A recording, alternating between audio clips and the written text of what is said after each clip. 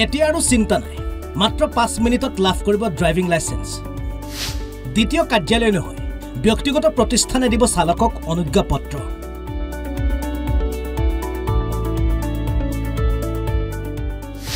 ইতিমধ্যে অসমৰ 5 জিলাত নিৰ্মাণ হৈ আছে ড্ৰাইভিং ট্ৰেইনিং চেণ্টাৰ।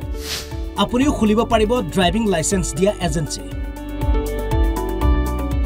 গতিকে অসমতো যদি কোনোবা আমাৰ যুৱক যুৱতী যদি ইণ্টাৰেষ্টেড আছে যে এনেকুৱা তেওঁলোকেও কৰিব খুজিছে, অলৰেডি আমাৰ এটা এডভাৰটাইজমেণ্ট আছে, তাতে এপ্লাই কৰিব পাৰে যে ময়ো নহ'লে মই বজালী জিলাত এটা এনেকুৱা চেণ্টাৰ চলাব পাৰোঁ, ইনভেষ্টমেণ্ট কৰিব। গতিকে আমি ভাবিছোঁ গোটেই অসমত হ'ব লাগে, প্ৰত্যেক জিলাখনত হ'ব লাগে, কিন্তু ফাইনেন্সিয়েলি যিমান ভাইবল হ'ব ইমানে চেণ্টাৰ চলিব আৰু ৰাইজে সুবিধা পাব লাগে।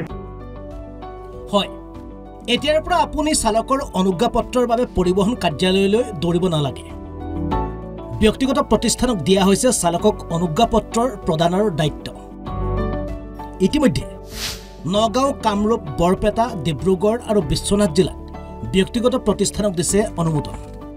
নেক্সট কামৰূপ লঞ্চ হ'ব, হাউলি বৰপেটা লগতে লঞ্চ হৈ যাব, ডিব্ৰুগড় বৰপেটা আণ্ডাৰ কনষ্ট্ৰাকশ্যন আছে, এতিয়া যেতিয়া ৰেডি হ'ব এইটো টাইম লাগিব। কিন্তু আমি গোটেইখিনি জিলা হিচাপে ভাবিছোঁ, কিন্তু এইটো বিজনেছ মডেল। কেতিয়াবা মানুহ লছ খাই পেলাই এইটো এজেঞ্চি নকৰিব, কাৰণ ইয়াতে আমি গভৰ্ণমেণ্টে পইচা দিয়া নাই, নিজেই পইচা লগাই মানুহে কৰি আছে। কামৰূপ জিলা পৰিবহণ বিভাগে চালকৰ অনুজ্ঞাপত্ৰ প্ৰদানৰ দায়িত্ব প্ৰদান কৰিছে গুজৰাটৰ FTA HSRP solution private limited নামৰ ব্যক্তিগত প্ৰতিষ্ঠানটো। কামৰূপৰ শিঙিমাৰীত নিৰ্মাণ কৰা চেণ্টাৰটো এসপ্তাহৰ ভিতৰত আৰম্ভ হ'ব অনুজ্ঞাপত্ৰ প্ৰদানৰ কাম।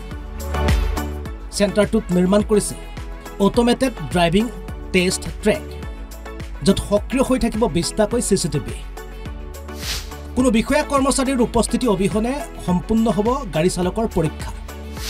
উত্তীৰ্ণ অনুত্তীৰ্ণৰ ফলাফলো লাভ কৰিব ডিজিটেল পদ্ধতি। কামৰূপ জিলাৰ শুৱালকুছিৰ নিকটৱৰ্তী আলিকাষ নামৰ যি ঠাই আছে, এই আলিকাষত আচলতে এখন অত্যাধুনিক সা সুবিধাযুক্ত চালক প্ৰশিক্ষণ কেন্দ্ৰ সাজু কৰি তোলা হৈছে। মই মোৰ সহযোগী জৰিয়তে পৰিৱেশটো দেখুৱাইছোঁ। এয়া হৈছে অত্যাধুনিক সা সুবিধাযুক্ত এখন চালক প্ৰশিক্ষণ কেন্দ্ৰ। আৰু যিসকল আবেদনকাৰীয়ে নিজৰ লাইচেন্সৰ কাৰণে আবেদন জনাব, তেওঁলোকে আচলতে ইয়াতে প্ৰশিক্ষণো ল'ব পাৰিব।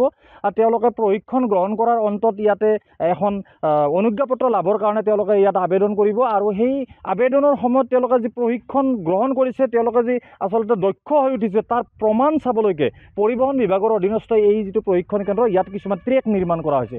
এই আধুনিক ট্ৰেকসমূহত আচলতে কোনো বিষয়া কৰ্মচাৰী নাথাকে, কেমেৰাৰ জৰিয়তে অট'মেটিক আচলতে তেখেতসকলক নিৰীক্ষণ কৰা হ'ব আৰু ডিজিটেল পদ্ধতিৰে তেওঁলোকৰ ফলাফলো ঘোষণা কৰা হ'ব। এগৰাকী আবেদনকাৰীয়ে তেওঁৰ অনুজ্ঞাপত্ৰখনৰ কাৰণে তেওঁ আচলতে পাছ কৰিছে নে ফেইল কৰিছে সেই সিদ্ধান্ত ল'ব ডিজিটেল পদ্ধতিৰে। আৰু কেমেৰা ইয়াত নিৰীক্ষণ কৰিব। মই পুনৰ দেখুৱাইছোঁ, এইসমূহ কেমেৰা আচলতে এইধৰণে লগাই লোৱা হৈছে আৰু এইসমূহ ট্ৰেক নিৰ্মাণ কৰা হৈছে। এই ট্ৰেকত আচলতে গাড়ী আহিব, আহি নিজে নিজে চালকে ইয়াতে গাড়ী চলাব আৰু কেমেৰাই নিৰীক্ষণ কৰিব। তাৰপিছতে আচলতে তেওঁৰ ফলাফল ঘোষণা কৰা হ'ব। এখন অনুজ্ঞাপত্ৰৰ বাবে তেওঁ উপযুক্ত হয় নে নহয় সেয়া নিৰীক্ষণ ফলাফল ঘোষণা কৰা হ'ব। মোৰ সৈতে এই কেন্দ্ৰটোৰ আচলতে বিষয় আছে, মই কি ক'ব দাদা, কেনেধৰণৰ নিৰ্মাণ কৰিছে? আমি এইটো নিৰ্মাণ কৰিছোঁ FTA HSRP সলিউশন প্ৰাইভেট লিমিটেডে। তো এইটো আপোনাৰ ধৰক লাইচেন্সৰ যিটো টেষ্ট, আপুনি কোৱা মতে লাইচেন্সৰ যিটো টেষ্ট, গোটেইখিনি টেষ্ট ইয়াতে লোৱা হ'ব। টেষ্ট মানে 4-5টা পৰ্যায়ৰ টেষ্ট লোৱা হ'ব। ইয়াতে 8 ট্ৰেক থাকিব, গ্ৰেডিয়েণ্ট ট্ৰেক থাকিব, ছিগনেল জংচন থাকিব, আপোনাৰ parallel parking, perpendicular parking, reverse S, গোটেইখিনি টেষ্ট আমি ইয়াতে ল'ম। সেইখিনি গোটেই আপোনাৰ অকণমান যদি দেখুৱাই দিয়া আগুৱাই যাওঁ, কৈ যাব। হয়, এইটো আপুনি দেখিছে, এইটো আপোনাৰ 8 ট্ৰেক হয়। এইটো ইয়াৰ পিছৰ পৰীক্ষাটো হ'ব আপোনাৰ এই কি বুলি কয় গ্ৰেডিয়েণ্ট ট্ৰেক। গ্ৰেডিয়েণ্টৰ পিছত আহিব আপোনাৰ ছিগনেল জংচন, এইফালে আপুনি দেখিব ছিগনেল জংচন।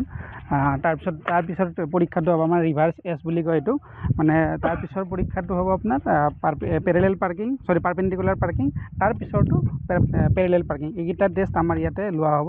এইকেইটা টেষ্টৰ ওপৰত ভিত্তি কৰি আপোনাৰ ধৰক মানে লাইচেন্সৰ যিটো পৰীক্ষা সেইটো সম্পূৰ্ণ হ'ব। তাৰপিছত আপুনি লাইচেন্সখন মানে অট'মেটিক এইটো যিটো প্ৰচেছ, আগৰ প্ৰচেছ এইটো ডাউনলোড কৰি ল'ব পাৰিব, তেনেকুৱা আৰু। শুনক কি কয় পৰিবহণ আয়ুক্ত মানৱেন্দ্ৰ প্ৰতাপ সিঙে। যিহেতুকে নতুন ফেচিলিটি বনাইছোঁ, নিশ্চয় তাতে কিবা এটা পইচা বৃদ্ধি হ'ব, কিন্তু সুবিধা বেছি হ'ব। পইচাৰ মানে কথা কি আছে, যদি মানুহে এদিন আমাৰ ধৰক বৰ্তমান চিষ্টেমত এদিন ক্ষতি কৰি আহে, তাত তেওঁৰ 500-800 যিটো ডেইলি তেওঁৰ লছ হয়। গতিকে ড্ৰাইভিং লাইচেন্সৰ বাবে দীৰ্ঘদিন অপেক্ষাৰ প্ৰয়োজন নহ'ব বাহন চলোৱা পৰীক্ষাত উত্তীৰ্ণ হ'লে আপুনি লাভ কৰিব অনুজ্ঞাপত্ৰ লগতে আপুনি যদি চেণ্টাৰ খুলিবলৈ আগ্ৰহী তেন্তে বিভাগীয় কৰ্তৃপক্ষৰ সৈতে যোগাযোগ কৰিব পাৰে আমিন গাঁৱৰ পৰা মধুমাধৱ দাসৰ ৰিপৰ্ট অসম লাইভ 24